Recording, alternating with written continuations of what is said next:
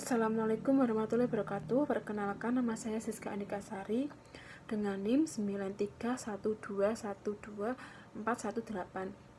Di sini saya dari kelompok 9 akan mempresentasikan makalah dengan judul Analisa Metode SWOT atau SWOT.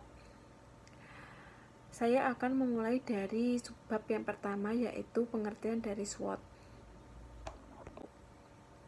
Pengertian dari SWOT sendiri yaitu yang pertama SWOT itu singkatan dari S yaitu strengthless atau kekuatan, W dan weakness atau kelemahan, O opportunities atau peluang, dan threats atau ancaman.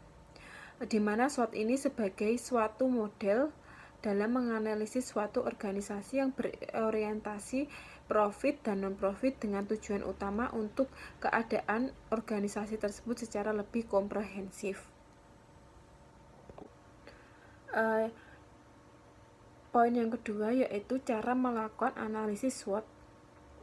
Analisis SWOT ini dibagi menjadi 4. Yang pertama, kekuatan. Kekuatan ini merupakan hal-hal yang dapat menjadi kekuatan yang dimiliki oleh perusahaan, biasanya berwujud sumber daya yang dimiliki oleh perusahaan, baik sumber daya manusia maupun sumber daya lainnya. Kemudian kelemahan. Kelemahan merupakan suatu yang menjadi kelemahan atau kendala-kendala yang menyebabkan perusahaan sulit untuk berkembang atau meningkatkan kinerja perusahaannya. Yang ketiga, kesempatan. Kesempatan bagi perusahaan berkembang merupakan peluang yang tersedia di lingkungan perusahaan dan umumnya tidak bisa disediakan oleh perusahaan lain. Sedangkan hambatan merupakan ancaman suatu situasi yang dapat mengurangi kesempatan bisnis atau perusahaan untuk melindungi dan memperbaiki kedudukan kompetitifnya. Kemudian poin selanjutnya yaitu manfaat analisis SWOT.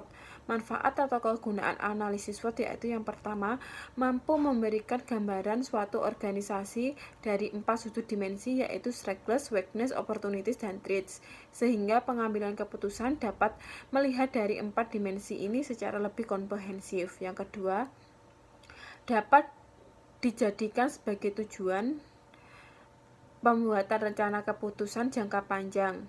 Yang ketiga, mampu memberikan pemahaman kepada para stakeholders yang berkeinginan menaruh simpati bahkan bergabung dengan perusahaan dalam situasi ikatan kerjasama yang saling menguntungkan.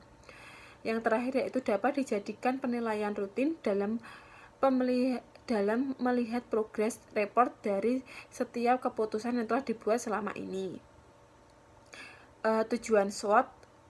Tujuan penerapan SWOT ini bertujuan untuk memberikan suatu pandangan agar perusahaan menjadi lebih fokus sehingga dengan kesempatan analisis SWOT dapat dijadikan sebagai perbandingan pikir dari berbagai sudut pandang, baik dari segi kekuatan dan kelemahan serta peluang dan ancaman.